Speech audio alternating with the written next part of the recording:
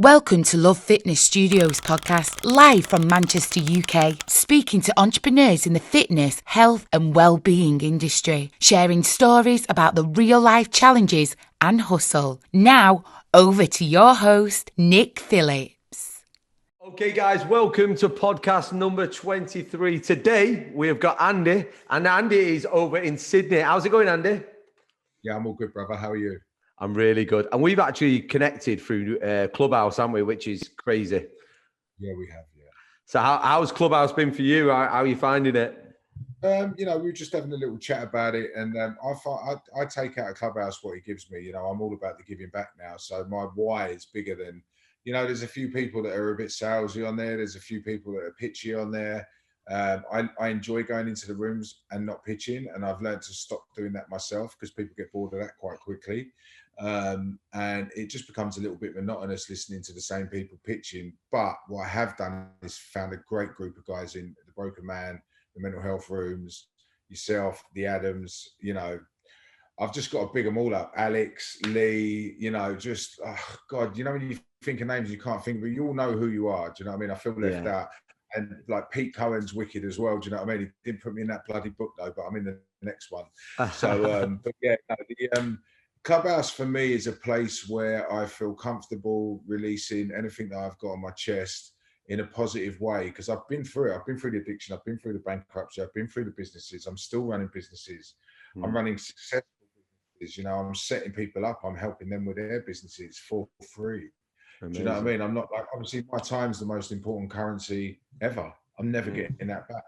But I know that the more time I put into people, not that I want this back, my life's going to get easy and the universe is going to answer my why of helping people. So that's why I'm helping so many people, because I was given a lot of help when I was younger. I just didn't take it. And if I could have met myself 10 years ago, 20 years ago, I would have given myself such a kick up the arse. Woof. Love that, mate. Take me right back then. So take me back to Andy as a child. Take me back to where you grew up. What was school like for Andy? Take me right back, mate. Right. So it all started when my mum and dad got at it, right? And then I was born. So basically, I was born in a hospital called Perivale, which is in West London. Bit of a dodgy area now. I wouldn't want to live there now. But we grew up, my dad was in the Royal Protection Group. He was he was in the armed response units. A lot of his friends were in the SBS, the SAS. They did a lot of training, very military.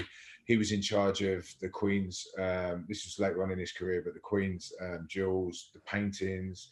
Whenever the royal family left Buckingham Palace or any place of, authority, he was the one that had to make the routes, the dummy routes. He got Wells disease falling down into the sewer, checking for bombs. So he was a real kind of key factor, and he wasn't working when Diana died. Everyone asked that, but he was gutted. But so I came from. I'm the other side of the coin, by the way, because where we grew up around. Hello, darling, you all right? You going to bed? I love you. You want some water? Here you go. Take that to bed. Sorry, mate. It's all right. I love that. I love it. You want to take that to bed? Listen, make sure you go to the toilet before you go to bed. Yeah, I love you. Give me a kiss. Bye. Mate, I love that. I'm here, kiss, right? See ya. Brilliant, mate.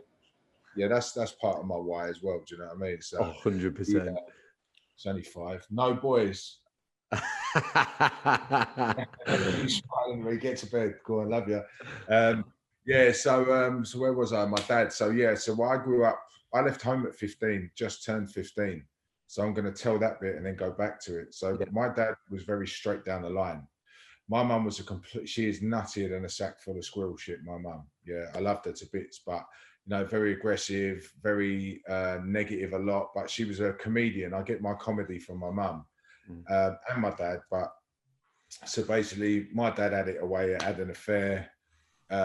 We had a big police house, like from the, obviously when you're that high up, they give you everything, cars, everything. He had all that. Yeah. So we had a big house in Northwood, which is in Middlesex near Pinner and South Oxley and all that.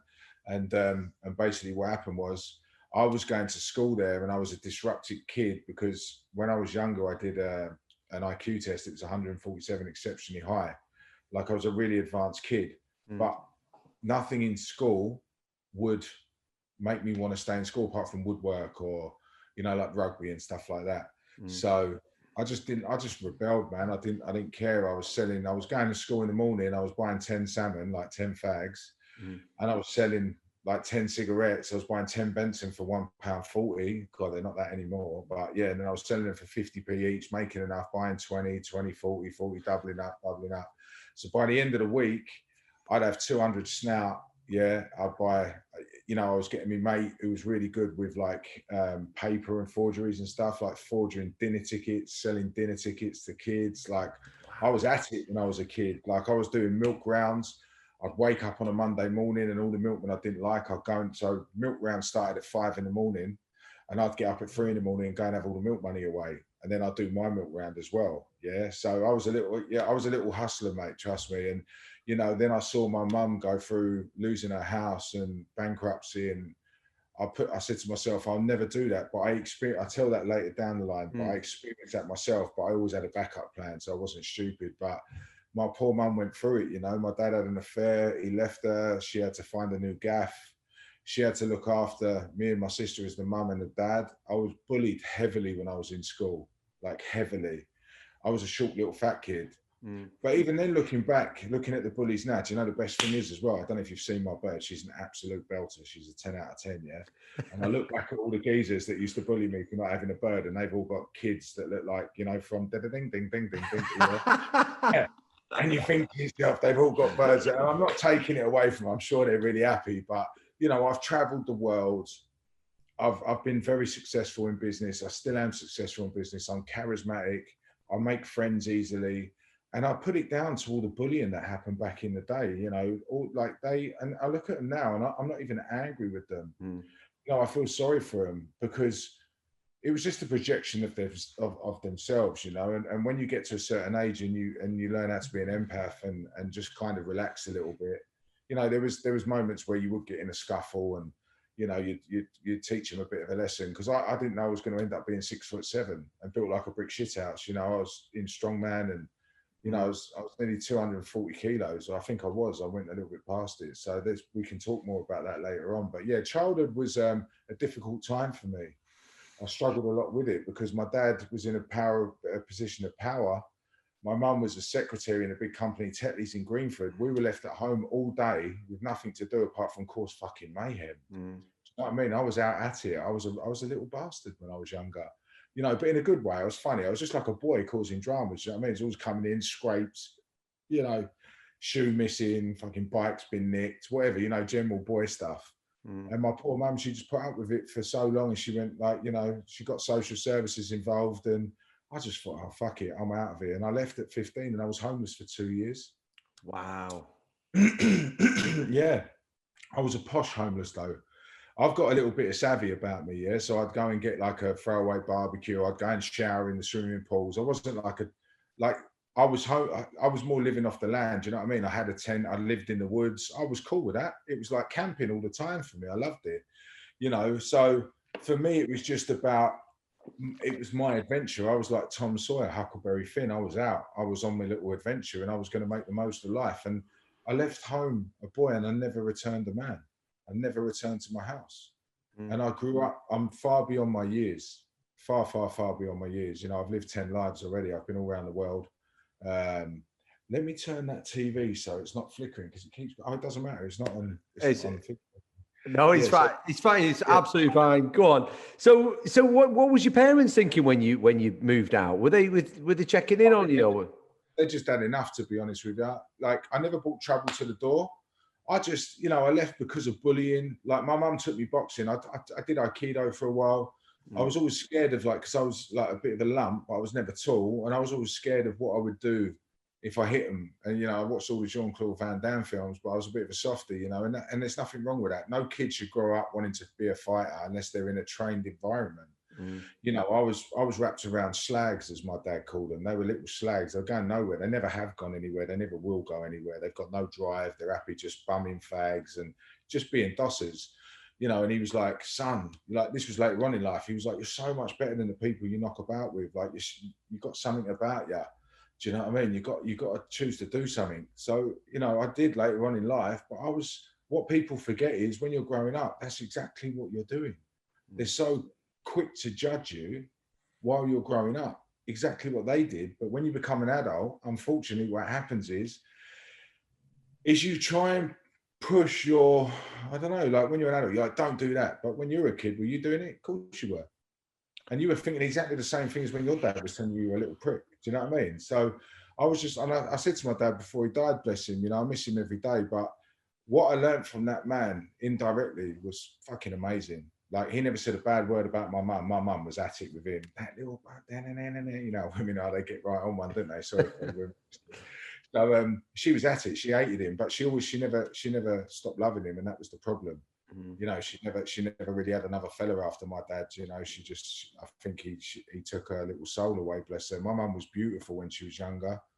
She was like a little princess, man, and my dad just fucking ruined her life. Do you know what I mean? With all the affairs and all that. And it's a strange thing, man. Like, I've never done it. I won't do it. I won't have an affair. I can't. Do you know what I mean? I saw what he did to my mum, and it's just like a mental block. I just say to I've had a few car crash relationships. Like, I've always been able to nick a nice bird, though. You look at all my previouses; they're absolute belters. Do you know what I mean? And like, my mates are like, "You're punching." I'm like, "No, I'm not punching. You're just all boring. You've got the personality for a bottle of water." Do you know what I mean? I'm funny. I'm out and about. They all love me, and this is why I want to tell my story, because I am such a fun bloke. And what happened with mental health was, and people bullying me and drug addiction and all the other things, it took my soul, man. And now I'm clean and happy.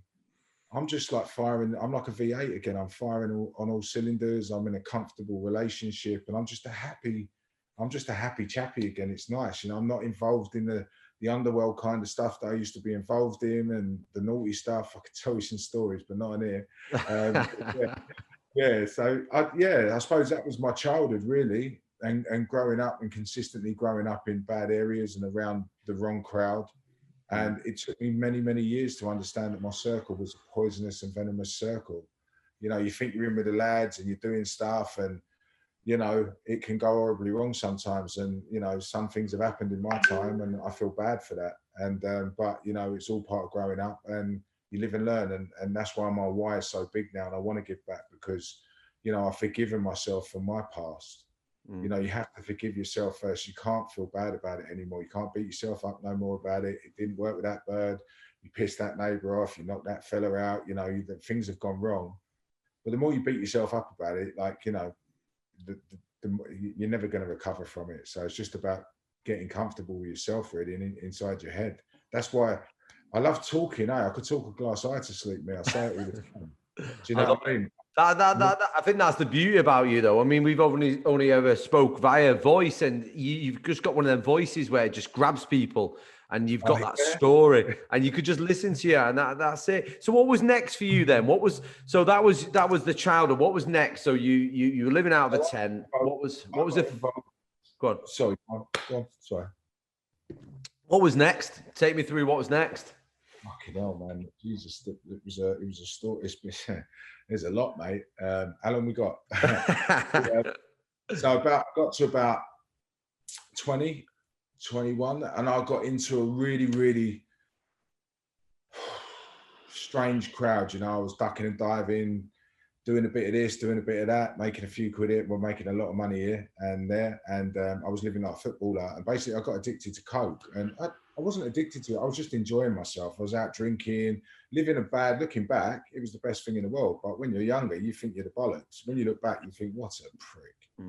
You know what I mean? Driving about in the fast cars and doing all that shit. And, things started going wrong. And, I could never really I never had an interest in birds. It's probably why I was so fucking happy back in the day, to be honest with you, because I didn't have no nutters wrapped around me. But then something happened quite bad, and I still can't share that with you, but it wasn't good. But so I had to get out of the country. So I left and I went to Spain. I thought, fuck it, I'm out of it. I phoned my dad up. I said, Dad, I'm banging trouble. I got myself in a pickle. What do I do? And he said, go and stay with your nan. So I've gone up to stay with my nan. Funnily enough, she's still alive. She's 92. She's outlived her husband and my dad. Imagine that. Wow. Yeah. She won't give up. She got dementia. I never get a birthday card, bless her.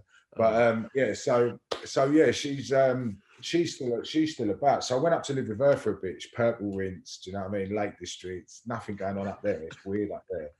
So I'm sitting there drinking a tea, and she's making me porridge with salt on it in the mornings, and I'm thinking, fucking have a word. So I said to my old man, I said, listen, I need a sub. You're gonna have to give me a bit of dough. He said, where are you going? I said, I found a job in Mallorca. So I buggered off. I moved to Palma, Mallorca. Well, I went to Alcudia actually, and I worked for a guy called Moman. He had a bar called Trotters on the Beach, and I love Only Fools and Horses. I grew up in it. I put that down to being such an entrepreneur myself, watching Del Boy, and I strongly believe it was that program that made me, you know, just on your toes and Rodney and earning a few quid, pockets of dough sometimes, skint sometimes. It was that show. That's my life, you know. So I started waiting for this fella, but I've turned up with a suitcase full of shorts and t-shirts. I think I'm going, it's snowing. I'm the only geezer I know that can move to Spain when it's absolutely sheeting it down with snow. So I'm lying in my bed shaking like a shitting dog the first night. Honestly, I was freezing. It was awful, right? And I'm thinking, oh, just like, and I was crying. I phoned on the phone to my sister. So I'm crying on the phone to my sister. I said, I'm quite an emotional person. The thing is with me, even after I used to have a tear up, like I'd cry afterwards because I'm emotional. I don't like hurting people. But if you're going to hurt me, I'm definitely going to get you out of the way first. So I'd cry afterwards, and it'd be a real thing, and it'd play on my mind a lot afterwards. And now going through counselling and stuff, I suppose it would be classed as post-traumatic stress disorder. Even when I was doing the bodyguarding and the doors in London and all that, you know, I've had some proper tear-ups. And afterwards you sit there and you think, fucking man, that was like out of a film. You know, so, but I'm crying to my sister on the phone. This was many years later, but I'm crying to my sister to the phone going, I'm coming home. She was like, well, listen, it's time to strap your big boy pants on now, you fucking idiot. She said, you fucked yourself in this country. You've got to sort yourself out there. So I did. I manned the fuck up. Started working in this bar. I met this girl called Jodie. She was from Birmingham. She sounded like she was shutting down. You know, the thick Birmingham, like, all right, mate. I was like, I didn't know if she was shutting down like a robot sometimes. I was like, are you falling asleep or what? So, yeah, I got really good friends with her family and that. And, you know, the only thing I missed when I split up with her really was her brothers and her mum and dad. They took me in, and it was really nice. And I got the ump with him, so I moved jobs, moved to Alcudia, and went to work in a place called Canny Lad, and that was the geezer. His name's he's a right pilchard, the fella. He was from Newcastle. He was the one that done that Jive Bunny song. Do you remember the Jive Bunny song? Yeah. Done that, but you know, I nearly put him in the fryer. I was there about a week, and I had enough of him. So I left there, and then the maddest thing happened. I got done for a bank robbery that happened out there, yeah, and I never done it. So my birds turned up at the police station. I've got so many of these stories, man, and it's all like, you can check them out as well. They're all true. So basically, her brother Scott, big bodybuilder, he had one of them old cabriolets. Remember the old Golf, the white ones? They were the sick in the day, yeah. So anyway, he sold it to this little tow rag in Mallorca. And I never got on with this fella, never ever. And we was in Alcudia town once, and it proper kicked off. He was getting lemon. He was with about 7 of his mates. And I said, well, let's have it then. I don't care. And I ended up smashing about 5 of them up, and him and his mate run in the pub and locked the door. So I'm trying to pull the door off. Anyway, he's never forgiven me for it. So anyway, he's gone and done a load of robberies on the island. Yeah. And his mate from the back, you couldn't write it down, looks exactly the same as me. Yeah, so they're involved in a robbery, and all they've got on the CCTV is the back of this geezer's canister. Yeah, so they've pointed the finger at me. So I'm being nicked for this. My bird's turned up at the station. Yeah, she's gone, why did you do it? I said, I didn't do it. What are you talking about? I said, I'm sitting there thinking, not even my bird believes me. And I thought, I am well in the wrong circle here. So what I did was I sat there for ages, and I thought, how the fuck am I going to get out of this one? So I said, what time was it all? And they like the time of the robbery and all that. So I got a solicitor, and I said, can you go and get my wallet out of the evidence, please? They didn't know, but at the time I was at a cash point taking money out of a cash point. Yeah, at that exact time. And I remembered because I asked my pal what the time was. Who was with me, who I called as a witness, but they threw it out. They said, it doesn't matter. We know it's you. The Spanish are well corrupt, by the way. And I did go into prison in Spain later on for another thing, but I'll tell you about that later. So I've called up I said, look, bring my bag in, but take my solicitor with me, because I knew that receipt that I got out of the ATM was the only thing saving my life here. So I thought if they bring my thing back and go through my wallet, they're going to throw, because they wanted to nick someone for it. Do you know what I mean? So anyway, so they brought it in and I said, look, there's my receipt with the time, same time as that. Go and get the camera evidence from that bank. I'd watched a lot of Columbo, bearing in mind, so I'm pretty good at this. So they've gone and got the CCTV and seen me getting the money out the cash point, bang, straight out. I got myself out of prison because I'm right switched on. And my missus, I was chefing at the time and I ballooned in weight, and she went, I don't want to be with you no more, you're too fat. And I thought, well, that was a bit of a painful one. I thought, fucking hell, that hurt.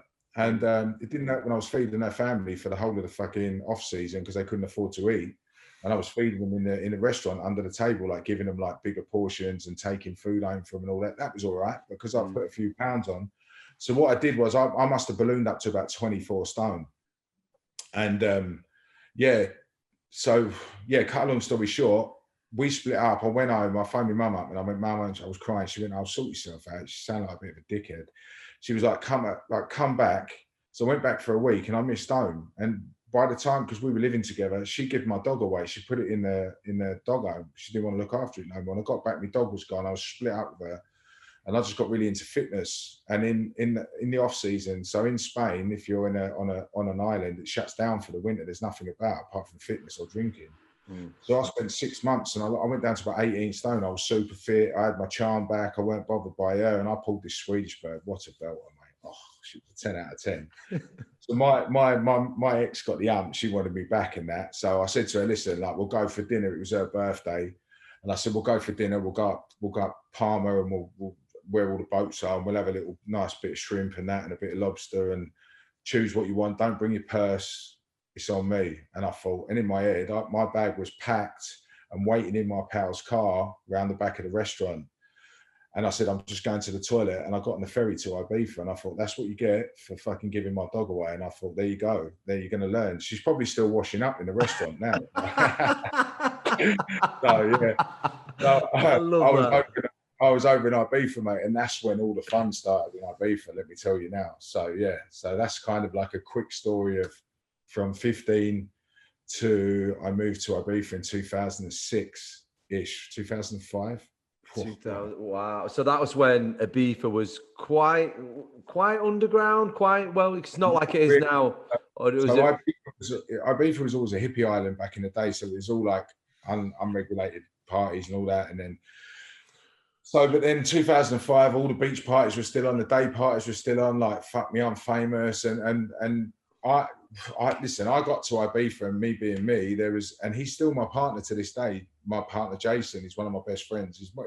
I say he's like my dad. He's nothing like my dad, but he's helped me more in certain instances, probably 90% more instances than my dad. I never got, there was certain things that dad should do, and my dad didn't do that, but he always provided stuff. So, I make him right. But Jason's good with the advice and do it this way, and, think about what you're doing. And he's been a real kind soul in my life. How did you meet Jason? So basically, there's a club called Sankey's. We sold our club to Sankey's in the end. It was called Love Club, yeah. So it was called Kiss before we got it. A really famous club. So as you go down playing in Bossa, you got the Jet Apartments on the left, and you go up a little right-hand road, and it's at the top there. It's just that it's one of the biggest clubs out there. It used to be. It used to hold 5,000 people. So I'm walking past this gaff. Oh, there's so much of this story that I've missed. Welsh Bill that got me there, and yeah, man, this like I could go on and on, but keep going. I'm loving this. Keep going. So basically, my mate Welsh Bill. This is why I went to Ibiza. I forgot about this. We don't talk no more because he nicked a few quid off me later on, and he was my best pal, and he did me dirty, so I had to cut him off, and I do that with people without hesitation. You know me 15 years. You do me dirty, you're never doing that again to me. Done. And I don't care if you've nicked 50 grand or $1 million off me, you're going to miss my friendship more than I'm going to miss yours, because I add value to people's lives. Yeah. A lot of my pals are all like, they're not leeches, but they're just not going. Have you seen that thing with Snoop Dogg closing the gap? No? You've seen that? Watch it.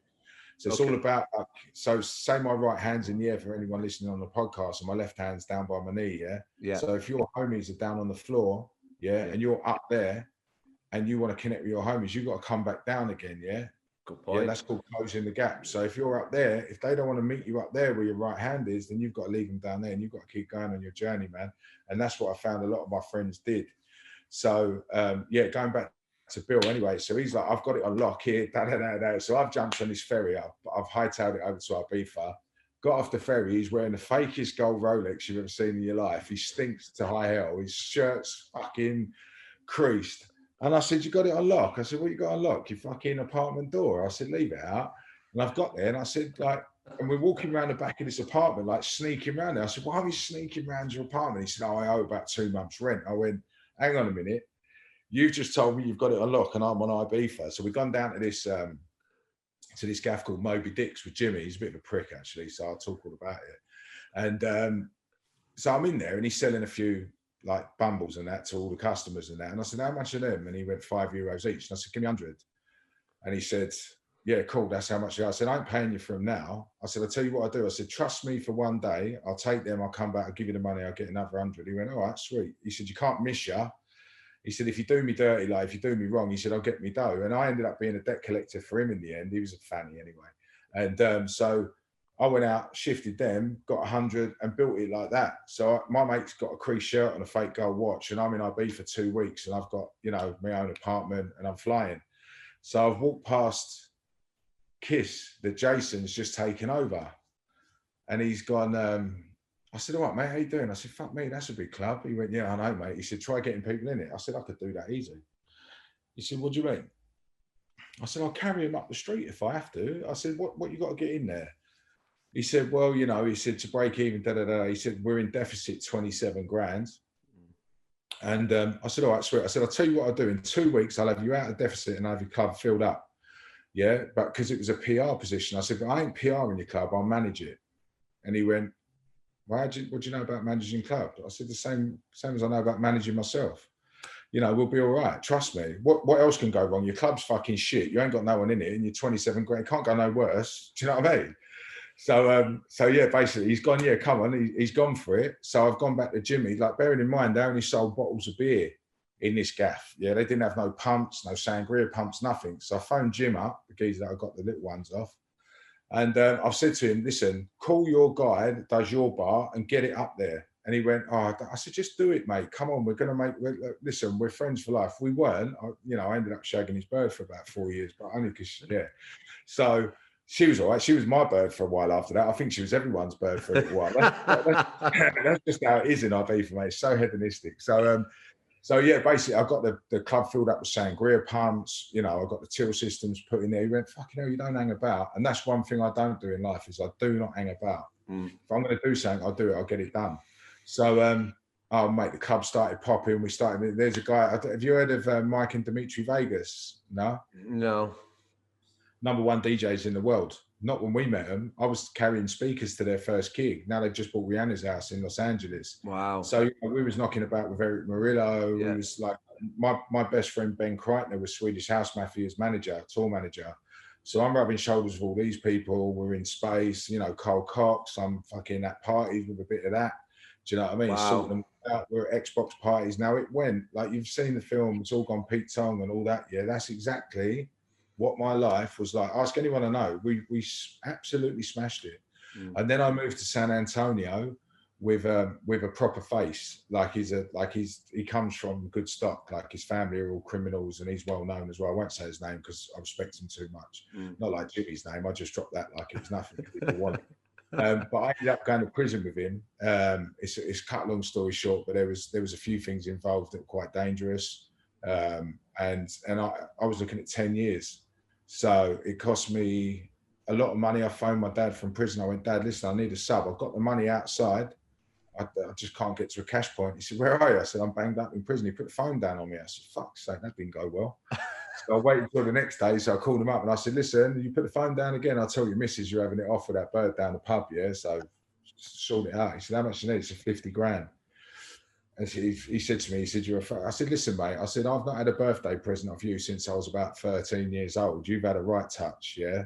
Give me the 50, get me out of here, yeah? I said, and I'll sort you straight out. So I got out, sorted him out. And they give my passport back and I fucked off. I thought I've had enough of Spain. There's so many stories. Maybe we could do another podcast about it. Yeah, definitely. I mean, I can't cram all this life into it. Would take hours, which is why I'm writing the book, which is why Cambridge Publishing is writing my book now. We're about to sign on Monday for it, which is quite nerve-wracking, really. And mate, I love it. I absolutely I could listen to your stories because, like you can tell, you're rushing through these, but that book is going to be mind blowing, absolutely mind blowing. So, where did you go after that? I mean, like I say, we've just touched on that, but let's do more of these. I know the Adams want to do a few podcasts, so this is just the start. This is the start of you getting your story. Yeah. So I met a bird out there called Sharon. She was great, actually. I was just a bit of a knob to her.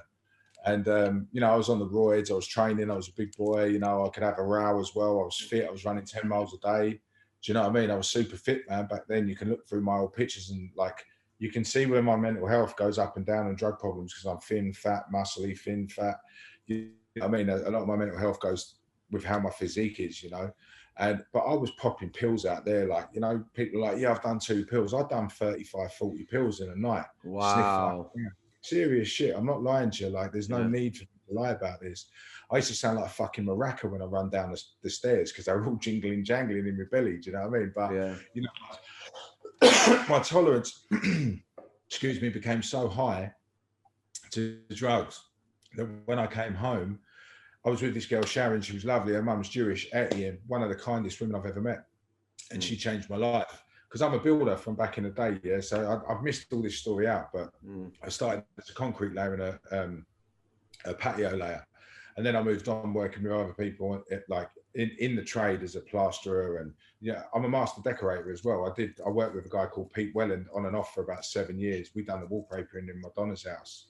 It's about $6,000, gold leaf. The rolls were fucking. I was shaking when I was putting them up. I thought, don't get this. So I came back and her mum wanted her house done up. So I said to her, Mum, I'll do your old gaff for 15 grand. I underpriced it by about 4 million quid. Her house is massive. Yeah, I was working all the hours God sends. She helped me loads, really took me in. Beautiful lady. We still talk to her now. She comes to Sydney the other day. Sharon still hates me sometimes, but she loves me really. They all do.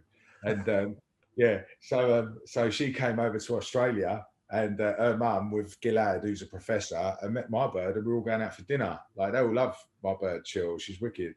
And apart from when she thought I was having an affair earlier, but it was a dog that pissed on the bed. Did you hear about that? No. Did you not hear about that? No. So anyway, I'll tell you a quick story. My missus is coming now. I'm lying on the sofa on Clubhouse, in a room, mic off. Oh, no, hang on. 2 seconds. Hang on. Mate. How do I get back on here? Wait there, We're still on. Am I still on? Yeah. Yeah, it's still on. It's cool. I love it. Yeah. So basically, what happened was she's coming. She went, "What have you been up to?" So what are you talking about? She went, "Have you had in the house today?" I said, "What are you talking about? I've been on Clubhouse all day and left. You've had the car. What are you talking about?" She went, "And we had a housemate that we let stay here for a bit. Yeah. So she's left." And her dog, she's come back to clean the house. I'm just telling them the story about your little meltdown earlier. And I'm in a podcast, though, so don't sit there and start grassing me up about nothing.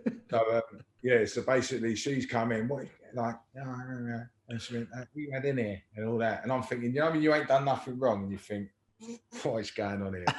Yeah. So, and it's absolutely pissing down today. So I'm thinking we've had a leak in the ceiling. So I've gone and had a little mooch, and there's a massive wet patch on the fucking mattress. I go, what the fuck is that? Where's that? And obviously she's going to think he's been at it. And I thought, oh, here we go. And I've leant down and smelt it. And the bird that come to clean her room earlier, she brought a dog with her and he's nipped in and pissed all over the fucking bed. So I'm getting it in the ear hole from there. I'm getting in the ear hole from there. And I'm trying not to blame the dog. I'm like, poor dog. Do you know what I mean? I love dogs. You know what I mean? Dogs are wicked. So, anyway, to cut a long story short, it's cost me $500 and my bird's got the hump of me. But I don't know where we were after that. What story were we talking about? We were talking about you being a decorator. You were talking about you coming away from a beefer. What was next for that? But I love that story. What happened was I'd done all the house up. I said, keep the money because I want to go to Thailand. So me and Sharon went to Thailand. Yeah. Fucking couldn't stand the bird when I got there. Nightmare. We done a fucking trek. When you get to the top of the hill and there's no one about and you have a little look around and think, should I just nudge her off? She was driving me mad at the point. Yeah, I thought I'd just give her a little, get her off the cliff. And I thought, no, my luck, I'll get grassed up by a mountain goat or something. So I just finish it off. Yeah. So anyway, we've done this holiday. We're there a couple of months. I've done about 15 grand out there, and I fell through a pier, and it split my leg in half. I've got a 15-inch scar on my leg. It went straight through my shin. There was a bit of metal under there, like when you put the metal frame down, the squares, and where they've welded it, obviously they ain't done a good job. And it sliced straight through my leg. So I've got this fucking hole, looks like a fucking hole in my leg, like Jesus Christ. So I got myself to hospital and they said, like, you've got gangrene. I said, I can leave it out. I can't even get a tan. How's it gone green? Do you know what I mean? I've got Irish skin. So they said, we're going to cut your leg off. I said, you fucking ain't. You ain't cutting the leg off. No way. Do you know what I mean? You save a few quid on shoes. You'd only have to buy one shoe, wouldn't you? But I like my leg. Do you know what I mean?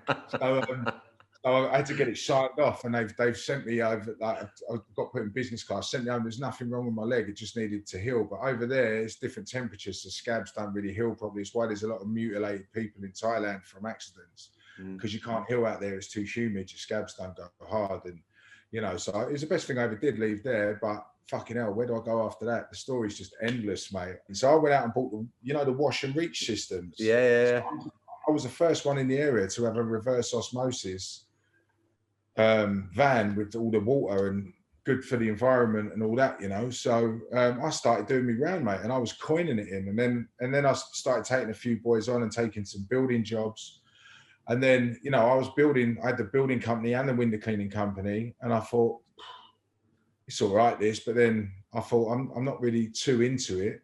And I sold the window cleaning company, and then a Jewish guy knocked me for a job I did for 50 grand. He went bankrupt and couldn't pay me for the job. I was gutted.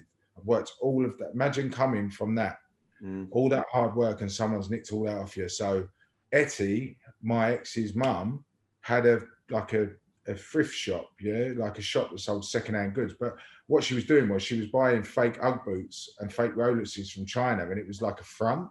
Yeah, she's like a female Del Boy. She was selling them all, but she was like, shit, Dandy. Like, what's Etty like, babe? She's wicked, isn't she? She's amazing. Yeah, she's wicked. She's fucking brand new, yeah?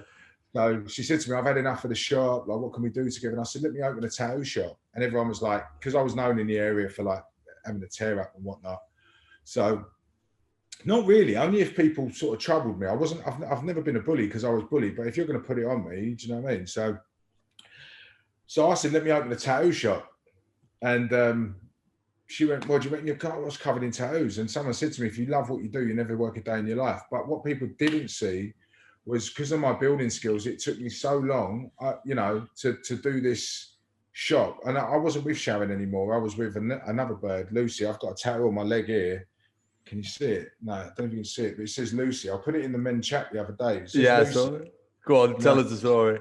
So I crossed it out with a red line, and in between the C and the K, the C and the Y, it's got a K, so it spells lucky now. And then underneath it's got escape, so it was a lucky escape. But what she did was she slept with someone that I knew. I'd fucked her off by then. She was winding me up. So, but she was still like hanging around, and I felt sorry for her. She was sleeping on. So I rented her a room. I had a big warehouse conversion as well. This was later on, and I've skipped the story, but anyway. So she went around shouting about how much fucking, some birds are like, you just think, oh, fuck off. But all I did was put that on my leg, and it went on Lads Bible, and it got 250,000 shares. Bruv, when I tell you, wow, this tattoo was everywhere. Mates were phoning me going, mate, what have you done? And they were like, this is brilliant. This is absolute gold. So anyway, going back to the story, she gave me the shop, and I was living in a flat with her at the time in Bourne Woods. And my mate Irish, he needed a gaff to stay, and I thought, to save money, because I had a convertible Audi, a nice watch at that time, and I sold everything to do the build, but the build just became astronomical, and I learned a lot from that. So I moved into my shop. I said, come and stay. She was in the shop with me about 2 days, and I said, you have to go back to your dad's. I can't live with you in the shop. Like, there was no shower in there. I was sink washing, like prison washing. Do you know what I mean? And I built this shop, Underground Inc., and it turned out to be the biggest monster I've ever built in my life, man. I then got the second shop in Stratford. Then I had another shop in Manchester, one in Dublin. I'll tell you the story about the barber getting kidnapped in Dublin in a minute. That's a fucking story. Wow. Yeah, there's some brilliant stories here. Your podcast is going to be about 7 years long by the time I finish. Keep going. Yeah. Keep going. Yeah, so basically, where was I? Built the shops, and I partnered up with another brand in Denmark. He turned out to be a wanker. And just, while I was building the shop in Stratford, which was that the finale one? Yeah, no, it weren't. Dublin was the last one that I built. And I was building Stratford, and me and my dad didn't really talk for a while because we had a bit of a tear up. his mate was getting lemon in the pub and he was standing behind my dad getting funny, and I just fucking give him a good hiding. And then loads of people jumped me and I just ended up going mental. So we didn't talk for a few years, which was an absolute cry. Babe, chill. You stick that aircon on. I'm talking so much, I'm getting hot. Yeah, so yeah, where was I? So we didn't talk for about 5 years because my dad's well stubborn and so am I. And the thing is, when we're getting older, we forget they are as well, unfortunately. Do you know what I mean? And I'll tell you a couple of sad stories in a minute about my dad, you know, and I hope I'm all right telling them because I well up a bit sometimes. But, you know, so we didn't talk for a while. And then he phoned me up and he said, I've got cancer. And he said, I thought I'd tell you, like, even though we're not talking, like, you do with it what you want. And I said, fuck it, let's go for a game of golf. Because I'm really good at golf. I play for about 8, really. I haven't played for a long time. I went out and had the worst game the other day, actually. I don't play for 8, I play for about 80 million. But yeah, so it's too hot over here to play golf. I was sweating like Fred West doing the gardening after about 20 minutes. I thought, fuck this, I'm out of here. I took about 18 cans of cider. And I'm so thirsty because it's so hot. And I was like, cut. I was on the 15th and I was fucking all over the gaff with a fucking golf buggy. It's funny. I love it. Yeah. So fucking what a story this is. So yeah, basically we started talking, started reconnecting again, and they only gave him 3 months to live. And it was a bit of a shock to me. So I just made sure that I put as much time as I could into being with him, and all the chemo and that was just killing him. So I got him onto the CBD, and we managed to keep him for another 4 years on CBD. You know, I was making him hash cakes and rasta pasta and all that. He was loving it because I was making all the weed butter and shit like that. Yeah. But then we got onto the proper CBD that really did work for him, and it really chilled him out and stopped the pain and stuff. So yeah, it was really nice to reconnect with him. I kind of forgot where I was going with that story. Talking about the tattoo shops. You're telling me about all the tattoo shops. So even though through the chemo, my old man loved his bikes, and you know, he drove down. He couldn't even fucking walk properly, and he had a Honda CBR, the new ones, and he came down to see me at the shop, and he turned up in this 3-floor tattoo shop, massive. Underground Ink was a big brand. It was one of the biggest back in the day. Everyone wanted to work with me. Everyone leached off me. I've had partners, some of them with aftercare companies that are right dogs. You know, they took everything they could from me, and then just when I sort of started going down, they were nowhere to be seen, and I'll never forget that. And the thing with me in this tattoo industry is I'm straight down the line. I've got no reason to lie to anyone. If you don't like it, we'll have a straightener. I don't care. So why aren't you in bed? Right, she's gone downstairs. I'm going to count to 3. If you're not in bed, I'm going to take the iPad, all right? So 1, 2, thank you. Don't hide behind the wall, get to bed. Right, so, yeah, daddy daycare. So yeah, basically, yeah, the thing is as well, I don't want this story to become negative and about other people that really did me wrong. I'll tell you about like some other stuff, but I try my hardest not to remember what they did to me, because I've done bad things to people, and I genuinely feel sorry for it. But generally, it's only to bad people. I've never been bad to people. I've let people live at my house. I've clothed them. I've fed them. I've taken them from the bottom of the fish tank, yeah, to Scuba Steve doing backstroke, yeah, and they fucking dogged me. And that's why my circle's so small now. I text myself. I swear to God, I'm not interested in big groups.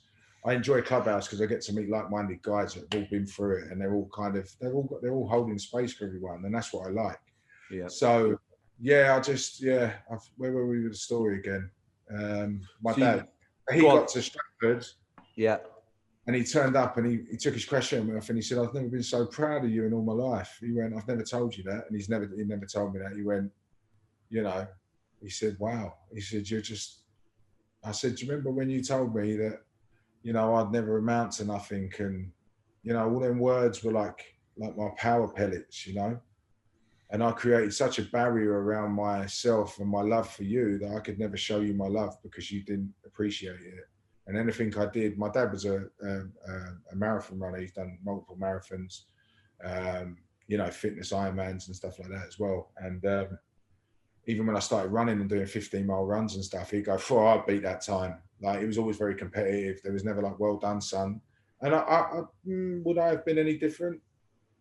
Nah, I still would have been the same fuck up, but I was my fuck up. Do you know what I mean? And I was just finding my feet in life. And if people didn't like it, I don't really give a shit, you know, because I do so much for others, and I never ask for anything back. But I realised that overextending, I don't care who you are. Like, you get a lot of these people in these rooms saying, "Oh, you know, I hold space for you. I'll give you light and love and all that." Fuck off.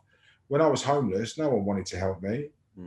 Yeah, you can talk all you want about your woo-woo stuff. No one helped me. I had to help myself. But I do genuinely help people, and when they don't, you know, I've done things for people, and I just think, you don't even phone me and say happy birthday.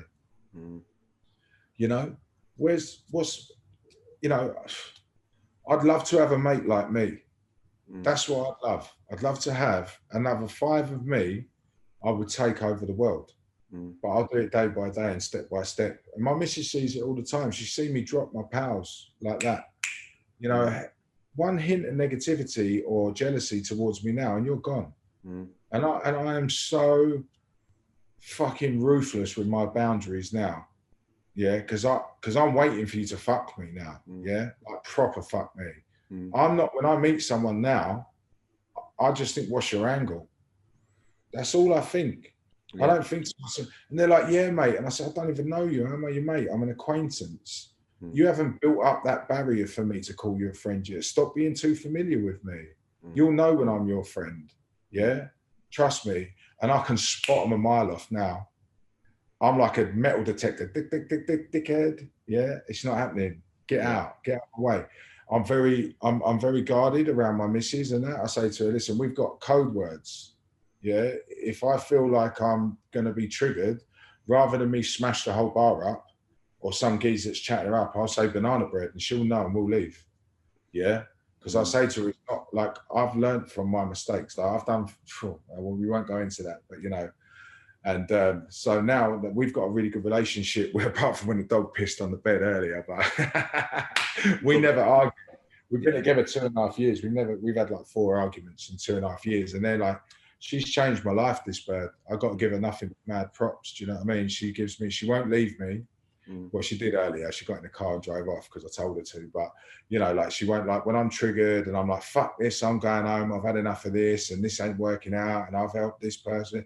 She's like, okay, cool. And she sits there, she holds space for me, and then she just gives me a cuddle, and she's shown me so much love, which I've never had. Like, bearing in mind, I grew up with a mum that didn't mind I was homeless. I'm sure she did mind, but she couldn't control me. So I grew up with a mum not feeling wanted. My dad was always, yeah, I can do that better than you. I can do this. Yeah, there's a bit of dough, fuck off. With no love, with a sister that was completely uncontrollable. My sister's a dick. I don't get on with her anymore at all. And yeah, I grew up in just a family that was probably the same as everyone else's families, but they're good at disguising things, families, yeah? They all go through the same shit. We're all going through the same pain at just different levels. Don't matter what family you are. I guarantee your daughter's, not your daughter, sorry, apologies, but I guarantee Joe Blogg's daughter's been pregnant and had to get rid of it. I guarantee his son's had an addiction, whether it's gambling, drugs, whatever. You know, and what people are too easy to do is they're too easy to judge that nowadays. Instead of trying to help the person that's struggling, you couldn't give me help back in the day. I'm very much, I got out of it myself. But it's a shame to see society on the way they judge people. Like, I'm telling my story freely and people will judge me on that and I won't give a fuck. But at the same time, could I have told this story 10 years ago? Probably not. Do you know what I mean? But I really, like the guys say, turn your mess into a message. Listen, my mess is so big. But really, was it? Was I just growing in life's school? Do you know what I mean? Like, I've been through it all, mate. And the penultimate was just when I was, so going back to the Stratford studio, bearing in mind I had this brand, very much like Vinnie Jones's story. So bearing in mind I've got this brand, everyone thinks I'm flying. I get a bit of a lump in my throat because I nearly blew my head off. So my mate's got a clay pigeon shooting gaff, yeah? And I fucking got the keys and all that to it. And I went down there, I was like, how long are you going to be? And I knew it was going to be about half hour, 45 minutes. So I got there early because I knew I was going to blow my head off. I had enough.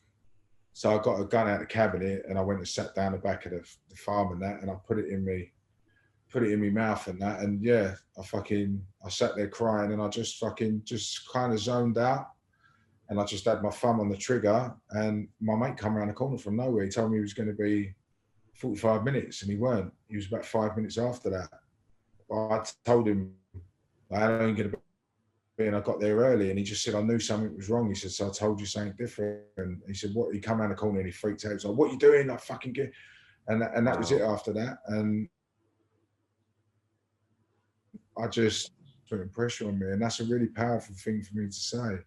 Wow. You know, it was a really powerful time in my life because I've been hit and fucking tortured and fucking let down and fucking like I'm welling up a bit now because it's quite a difficult time because I didn't know who to turn to. You know, I went, yeah. But you know, when you get to that part where you think there's nothing left, and suicide's such a permanent thing, and all these feelings were just temporary, you know, and all I had to do was get out of the circle that I was in, and the drugs and the women and the fucking alcohol and the cars and everything. It was all just candy floss games. You know, when you eat candy floss, it just disappears. That's what I call it. When you see all them fucking geezers with their Rolexes on and they're living at their mum's house paying 40 quid, I can't even talk because I'm sad. Yeah. You know, they're paying fucking 500 quid a month to their mum and dad and driving around in their fucking rented convertibles thinking they're the bollocks. And I'm dying, I'm drowning in this fucking business world of 7 studios and bootstrapping all these businesses from one studio that's doing really well. And I learned so much from it. You cannot teach that. You cannot pay for that. I have learned in my 10 years, 15 years of running proper businesses more than fucking my sister's ex-boyfriend, Dominic Pafitis. His dad's a wanker, Theo Pafitis out of the Dragon's Den. Yeah. The wanker, yeah. That he's got grandkids with my sister. He's never seen his grandkids for 10 years, never paid a penny for them. They're dicks, all of them, yeah. And they've been to fucking posh schools and all that. He wouldn't give my sister her stuff back one day, and I phoned Max Clifford up and I said, I'm going to sell the story to the papers if you don't give my sister, tell him to give my sister stuff back. And all their stuff was on the front door the next day. Little rats. And I get a bit annoyed about that, do you know what I mean? Because my little niece and nephew never done nothing wrong. All they wanted was a bit of love from their grandparents, 50 quid in a car there every year, fuck off. Do you know what I mean?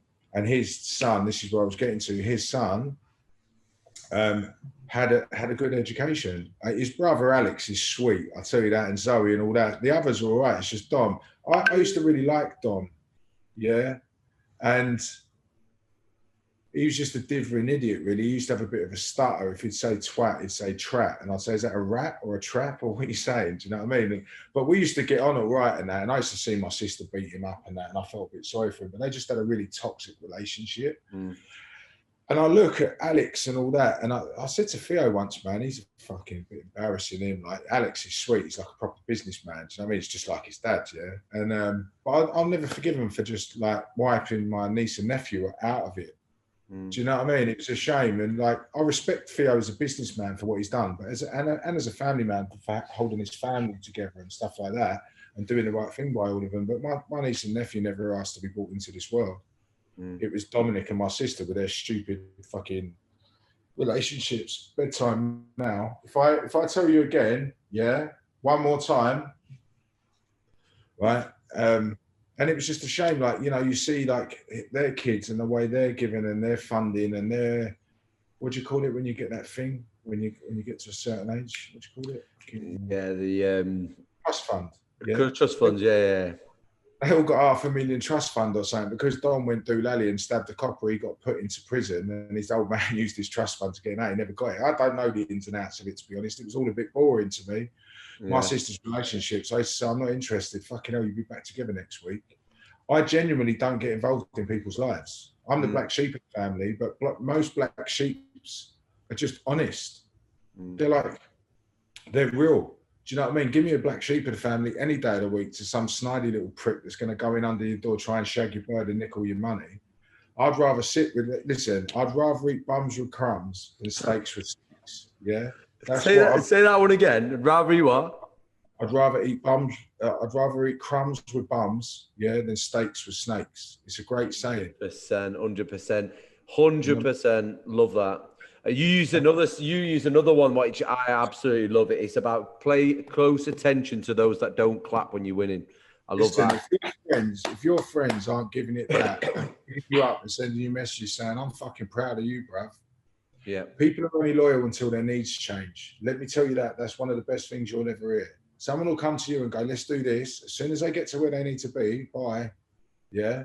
And that's where you have to learn in business, life, relationships, friendships, anything like that. As soon as someone gets what they want, so the thing is to not give it to them completely. Don't give people what they want. Do you know what I mean? Try not to do it. If you want it, go and fucking work for it. That's what I've seen now. That's how I am now. And what I'm doing is I'm creating through all of this madness, and it is madness, right? It was my madness, yeah? I was happy when I was hectic, or I thought I was, dealing with the addiction, and that wasn't very nice because it wasn't until I was in Bali and I was sitting there trying to work through triggers and feelings where I used to self-medicate, but I had an 8 gram a day habit, yeah? Which is a lot. I do a gram in a line. Didn't bother me. I was fucking mad. I'm a big guy. Do you know what I mean? I've got a huge tolerance to drugs. So what happened with me is when I got to Bali, I'd have a beer and the trigger would start. It's like salt and pepper. And you have a beer, you have a laugh, you tell a few jokes. I'm good at telling jokes. And you have a beer and then you want to call it on, didn't you? You're like, come on, come and call it on. There's fucking, you know, as we all say.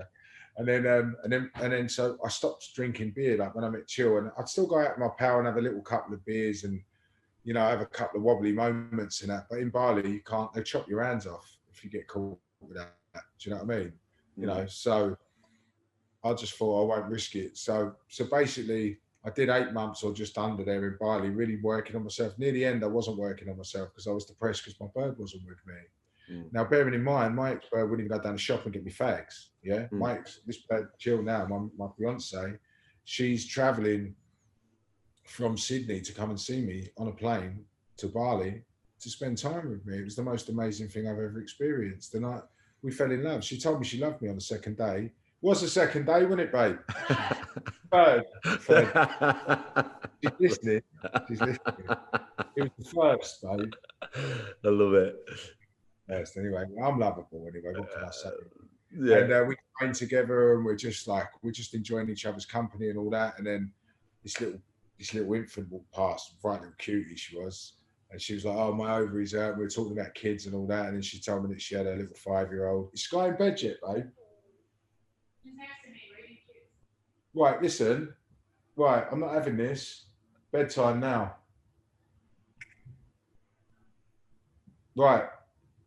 You can hear me? Sorry, mate. You can hear me? Right. Yeah, that's it. I know you're feeling, mate. I know you're feeling. Mate, honestly, she's so beautiful. What time is it over there? Oh, it's 20 past 10. 20 past 10. Don't worry. I'm all right. Are you good to keep going? Yeah. Keep going, mate. Yeah. Yeah. So yeah, I was in Bali working on myself. I tell you what, have you done colonic irrigation? Fuck off, bro. They stick up your dot. Yeah, they go thump, and you go, hello. You know, like the dog. Have you seen Dr. Dolittle when he sticks that thermometer up the dog's arse? Yeah, that's exactly what it's like. You're like, what the fuck? You know what I mean? So why did you have that done? Well, because basically what you do is you don't realise that a lot of it starts like, so your gut, your intestines are your second brain. Yeah. So what happens is a lot of it starts with your gut. So if you want to heal you have to heal from the inside out. So all the drugs, the alcohol, the takeaways, all the shit that we put, the stress, you know, cortisone, the stuff that builds up in your body through stress, that's all on the walls of your lining. It's all black tar, bruv. When the things started coming out, because it comes out, let me tell you, it's like one of them fucking Tommy guns back in Bugsy Malone. Like, yeah, I'm sitting on this toilet like in Dumb and Dumber, going, "What the fuck?" Yeah, and a guy's called Nigel McFarland. He's out in Bali, really good guy. Can't speak highly enough of him. I met him in the gym when we were training together. I got massive in Bali. I was training all the time. I don't train normal me. I just want to pick up cars and shit. So I got massive up there, and so I started working on counselling with him. I was juicing. I had a big 5-bedroom gaff out there, and it was beautiful, swimming pool. I'll send you some pictures. You'll hate me. I love sending pictures to the group. I hate it. And I've always done all right, because I've been through so much shit in my life. I've lived on the street, so when I do all right and I've got a nice house or a nice car, I'll show it. Yeah. And I don't care if you think I'm showing off, because You didn't think I was showing off when I was living in a cardboard box for a tent. Billion%. And I'm not one of them people that has ever been given. I've never had funding. I've never had nothing. Everything you see me with is them. Yeah. Hard work. No silver spoon in my mouth. My dad never gave me no money. Any money he did give me for bail, I give it him back. Do you know what I mean? So yeah, where was I? I was training all the time. I was dealing with all these triggers. I was trying meditation, but my ADHD is difficult with that sometimes. So what I do now is I switch off a lot with Alan Morris. I listen to Alan Watts. Alan Morris is a tattoo artist, really good one. He's a power mind. So yeah, so I listen to Alan Watts, Chill Step, and I just try and switch off. And then I wake up in the morning and I'm fan-dabby dozy. You know, so after Bali, working on myself, and I was sitting with these triggers, and I was angry. What happened with the tattoo places, Andy? What happened to that? Did you get rid of them? So what happened was I started making a supply. So what I did was I've got one in Cyprus as well, but my partner over there, Dodos, he's head of the drug squad. Mad that, isn't it? And so yeah, he's head of the police out there. So he became a really good friend of mine through associations. And honestly, man, the shit. Anyway, so I became partners with him. We opened the shop together. He was like walking on water out there. He got me villas. Artists would come over, getting picked up from the airport. The brand grew stronger. Bearing in mind, you're looking at like one person's built all this. Amazing. And then what I did was I let the wrong people in. So people would come to me and ask for a job, artists and shit like that. And then I'd say to them, I'm going to give you an opportunity now. And all I'm asking you to do is turn up on time, honor your agreement to tattoo your client in a professional and polite manner with good hygiene, and leave when the shop shuts. That's all. I work like a dog. I want you to work like a fucking dog. I like dogs. I wouldn't ask a dog to go to work. I want to cuddle it. You can go to work. Yeah, I'm all about dogs, not humans. Yeah, humans can fuck off. And so what they do is they get a bit nonchalant and they forget about the opportunity in front of them. Now, bearing in mind, some of my artists were earning between £500 to £1,000 a day. You've got to remember, I'm earning 50% of that. It's all changed a bit now in the tattoo industry. You can't really get away with that 50% malarkey. And anyone listening that thinks they can, you're a thief. Yeah. So basically what happens is I had 7, 8 artists in Stratford, 4 artists in Barnet, 4 in Cyprus, 2 in Manchester, 6 in Dublin. Now do the maths on that at £500 a day, split maybe 35 times. Hang on, let's do it now. Here. There we go. Good business model. It's not. It's the worst business model in the world, because what happens is, let's just say, for instance, it's £500 a day. No, I'll tell you what, we'll do it at 400. Yeah, 400. I used to get that all the time. 400 times 35 artists. 14 grand a day I was earning. So go on. Why is that a bad model? Because you're dealing with 35 different personalities. Yeah, you're dealing with people that are fucking dicks. Yeah, most tattoo artists are fucking idiots. Yeah. And I'll say it to their face as well. I've had it with a couple of artists. I've walked into conventions and say, get outside now. You want to talk shit on the keyboard? Let's go and have it now. You want to talk waffle to me? Get out on the cobbles and we'll see what's what. Yeah. There was one geezer, I won't say his name now because he's all right, actually. And he apologized to me massively, but he went white. You know, if you ever have a piercing, you pull a proper whitey or you smoke a joint and you go the other way.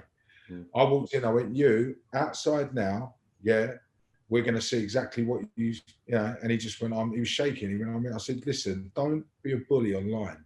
You want to try and bully on me online? I never said nothing back to you. We'll go outside now and we'll see what a bully is. Yeah, you want to bully me? Come on. And he went, I'm so sorry. And the whole fucking convention saw it. And I said, if I was a bully, I'd have picked you up and smashed you through that table. But I'm not a bully. Be nice. Don't be a cunt. The world doesn't need any more of them. Be nice. And I walked off and he messaged me afterwards. He went, I'm really sorry. I said, listen, sorry is just a word to me. It's a word that means not a lot. People on the internet now have got very comfortable taking the piss out of people and thinking it's all right. If I know you and we're going to bump into each other again, we're going to have a drama, whether it's a year or 2 years later. I'm not going to forget that. So, you know, anyone listening to this now, I'm a lover, not a fighter now. But yeah, so anyway, what happened was I went into business with the wrong person. We started trying to set up a supply company and they shafted me. They took all my accounts to the Inland Revenue. I had all my managers nicking money off of me.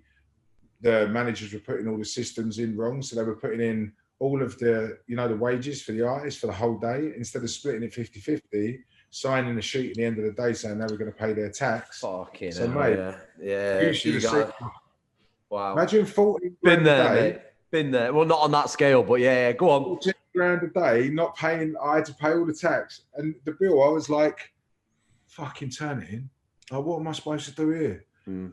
And I went through the most difficult time of my life, which was the transition from bankruptcy to having nothing. I still had a few quid tucked away. I'm not stupid. Do you know what I mean? I had a bit of dough under the bed and that, and a couple of cars that weren't in my name. And, you know, what happened was my advisors and people right around me said to me, just do it. Just get it out of the way. It'll be the best feeling you've ever had afterwards. And I tell you now, when you're trying to, they ask you questions like, how much you spend on toothpaste? Fuck off. Worry about how much I'm spending on Coke. Don't worry about toothpaste, yeah. I'm on a grand a day habit, yeah. So I'm writing all this down. I thought, fuck it. And I said to they were proper steaming into me. And I went to the doctor. One of my best friends, Kerry, bless her, my blood pressure was 240 over 130. My blood was 28. And she took me to I killed over in hospital, and I went to a counsellor, and she sat next to me, and he said, what seems to be the problem? I said, oh, nothing, mate. I said, you know, I'm just a bit stressed at work. And yeah, this is, you know, a bit of an argument with my bird. And Kerry just came out of it nowhere. She's like my big sister. She's wicked. She was the one that helped me on the Prince's Trust. I didn't tell you about that. But she went, he's heavily involved in this, and he's heavily involved in that side of things. And he's very involved in, you know, some other activities. And, you know, he needs to get help straight away. And she told him everything in a second. And I was like, yeah, I forgot them bits. Do you know what I mean? Because I didn't want to tell this counsellor my life. It was none of his business. And from then on, yeah, I started getting help, and that's why I went to Bali. And all my pals rallied around together. I know all my pals, 2 of them. They went like, here's a couple of grand. And I didn't need it, to be fair, at the time, because I had a bit tucked away. But I thought, I've done you lot favours. So they all give me a bit of dough, and that's when I buggered off to Bali. And I thought, it was the best thing that ever happened to me, bankruptcy. Best thing. It was obviously you've probably never been through it, but there will be people listening to this that have either going into it or gone through it. And all the big people have done it. Like, you know, fucking Richard Branson's been bankrupt. It's only signing a paper, but it's that transition from having everything to nothing. And all your dreams have gone. But what you don't realize is how much you've learned along the way. Yeah. And my old man used to say to me, if you step in the same puddle twice, you're a cunt. Yeah. Stop getting your feet wet. Sorry, I swear a bit too much. I shouldn't. No, swear. mate. No, 100%. Keep going. So I'm from London, so I just, you know, it just comes out. So yeah, I stopped stepping in them puddles. I was very selective over my friends. My boundaries went up. I am unapologetically ruthless with my boundaries now. I walked away from a 10-year brand. Friends that I've known for 10 friends, I call them friends, they're all fucking idiots. Every single one of them. If I saw them now, I'd laugh in their face. They're all standing down the pub telling the same fucking stories, getting their half a grams on tick, wearing the same trainers their missus bought them.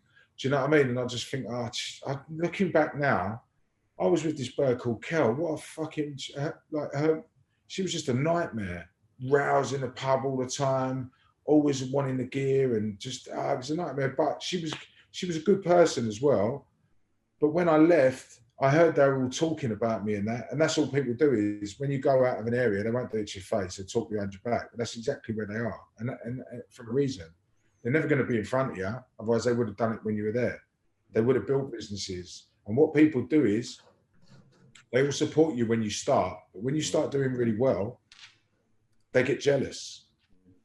They get jealous when you see you. I had a nice Bentley, I had a nice convertible, I had a couple of nice cars. They see you with a nice kettle on, like the watch and that, and they think, I want some of that. So what do? They try and get with your bird. Or they try and meet who you're making your money with. Or they start talking like, did you hear what he said behind you? And they start being little bitches. Whereas me, I'm straight, listen, you want to talk to me? Let's go and have a talk. I'd rather talk to you than have a fight with you. But if you're going to talk shit about me, yeah, that's how it's going to go. So when I came away from that circle, I was like, wow, how did I not see that? How did I not see what they're all like? And I was never loved as a child. So all I've ever wanted is love. But then when someone gives it to me, I become a little bit on the back foot because I think, what do you want? And that's exactly what it was like with my missus now, my fiance, because she was giving me all this abundance of love, and she's so lovely, and she's Filipino. Filipinos are lovely. All they want to do is feed you. It's true, isn't it, babe?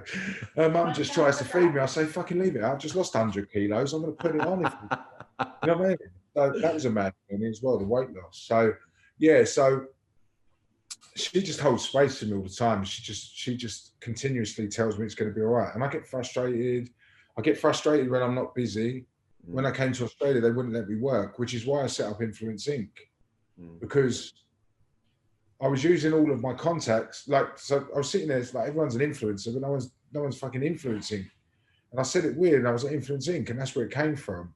So what I did was I didn't have the shops anymore, but what I fucking did have was offering all those guest artists, because guest artists would come to me and I'd pick them up from the airport, I'd let them sleep in my house, I'd take them to restaurants, I'd fucking wipe their ass if they asked me to, because I'm taking someone out of their comfort zone, out of their studio that they're busy in, that they're earning all right money in, they're sweet.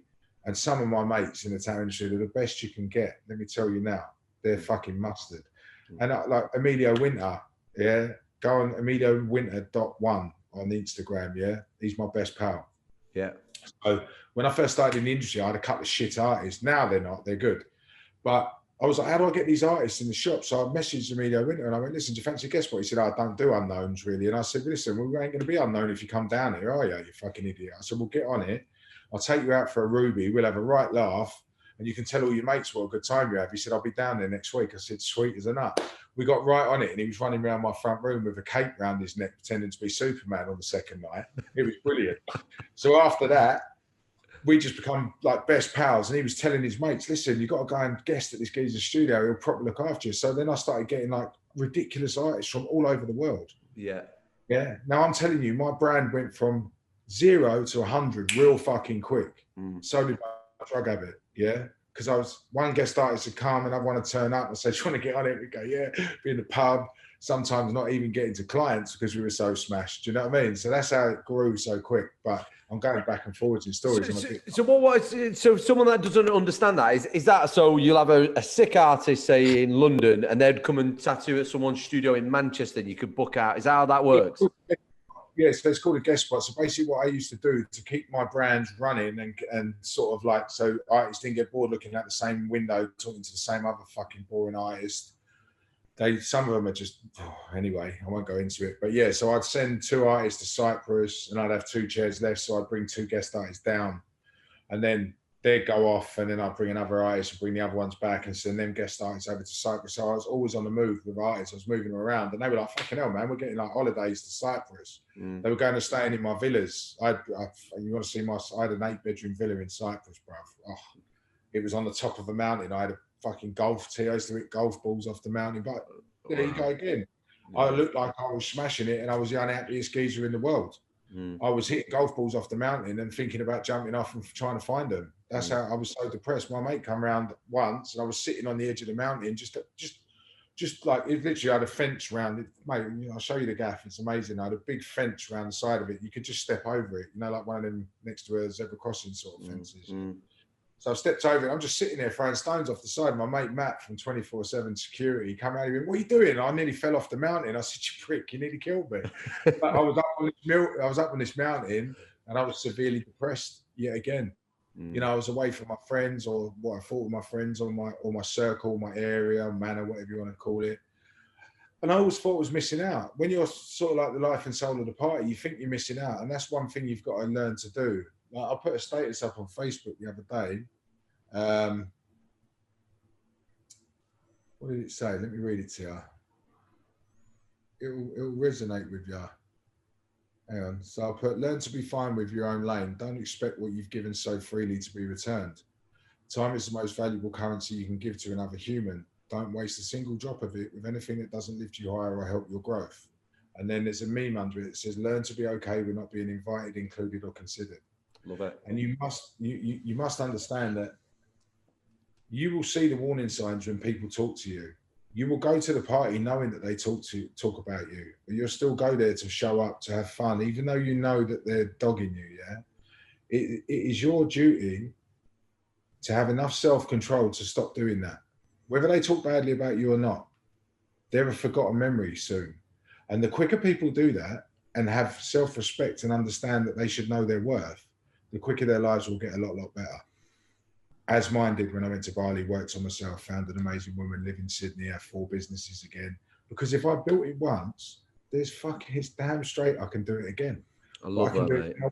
Yeah, there you go. So listen, man, where were we at? What else do you want to know? Mate, honestly, we're going to have to do podcast 2, podcast 3 on these, because like I could honestly sit and listen to your story, because there's so much value.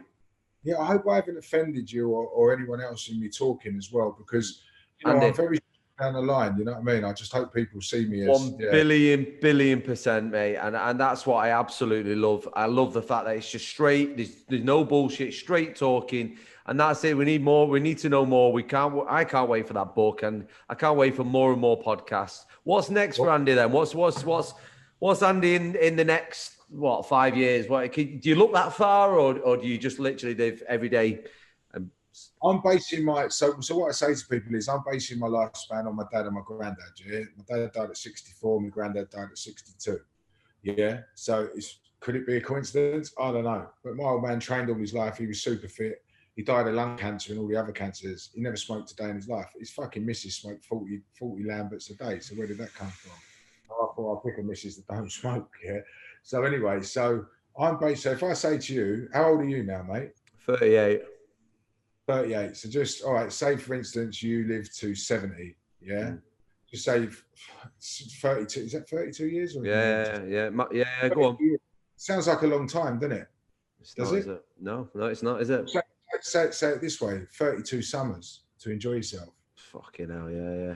Now say it like that, yeah. Because in the winter, most people are depressed and don't really enjoy it because of their lifestyle, sitting indoors trying to keep cozy. So you write the winter off, yeah. So the way I look at it is, you got 32 summers left. I'm 40, so I got 24 summers to fucking do what I said I'd do when I was 15. Yeah.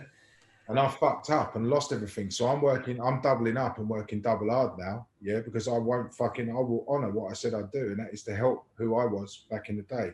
So now what I've done is the people that I've helped in the past I've arranged an MVNO platform with them. So I've got my own mobile phone company. Now that's a bit mad, isn't it? 40 years old and I've got my own mobile phone company. That's a big fuck you to everyone that said that I've known.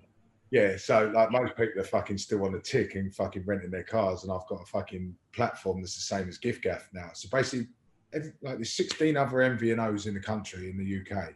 Are they doing good for anyone? No, they're not.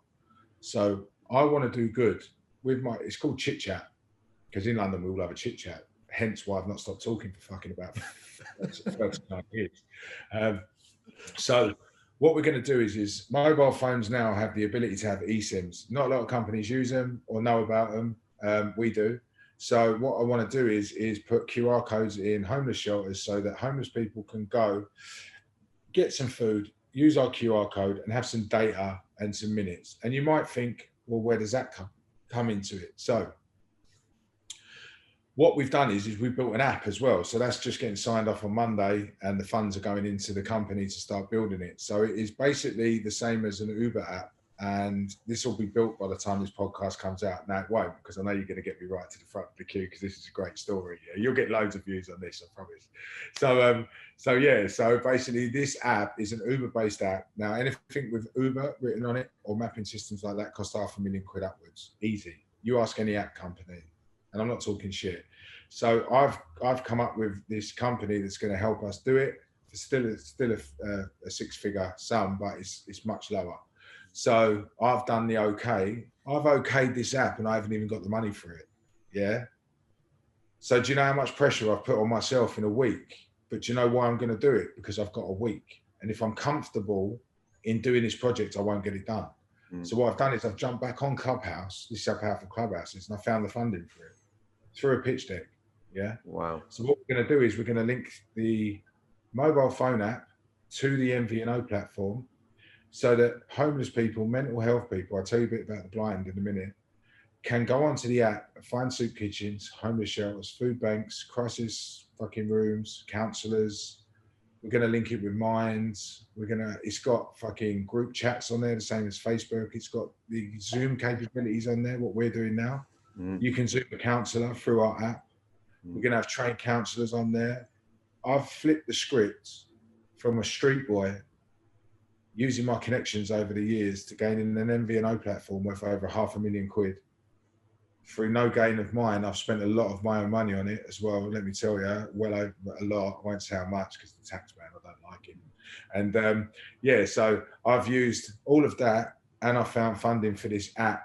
And I've just joined a campaign that is a worldwide global campaign to link them all together through donating my bus that we were going to travel around Australia with.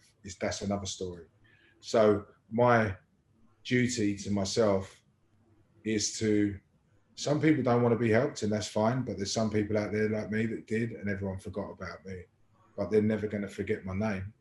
They might have forgotten me back then, but they will never forget Andy Murphy was on this planet. And I guarantee that. Whether you hate me or love me, you're still going to tune in and watch me. It's just as simple as that. And whether they hate you or love you, you just get paid every day for it. Don't matter. Conor McGregor says it. Get paid, man. Even if they hate you or love you, it don't matter. They're just people. Do you know what I mean? Your vibe attracts your tribe. And I strongly believe that all the boys on Clubhouse and us, we're all going to do amazing things together, which is why I'm so open with you to telling my story. I've had to be very selective on telling my story with names and possibly things that I would open up to you to later, but I need to see how this goes down first. Do you know what I mean? Because there's some serious stuff as well. Do you know what I mean? Like, and I can talk more about the prisons and stuff like that, but I'm still finding my feet a little bit. And I really enjoy telling my story because there's a bit of humor and there's a bit of fun in it. And, you know, there's also a lot of serious stuff. And, you know, I did have a little bit of a breakdown there as well. And not many people see that side of me as well, you know. So you're about, I think my missus and about another 6 people have seen me cry in 40 years. So yeah, my story's a powerful one, man. I've enjoyed this as well, man. I've enjoyed talking to you. I've enjoyed everything that you said. I just wanted to listen, and you've got an amazing story. And like I say, I just can't wait to hear more about it. So Andy, I'm going to put all your links below, and we're definitely going to do a podcast number 2 because I feel like we could just carry on going. Ask me this, scale of 1 to 10, how did I do? Scale 1 to 10. I'll tell you more offline off this, but honestly, yeah, absolutely, yeah. I'll tell you more. So yep, right, guys. So I'm gonna put all the links below. You stay there, Andy. But yeah, that was absolutely fantastic. Thank you so much, Andy. Much, everyone. Ta-ra.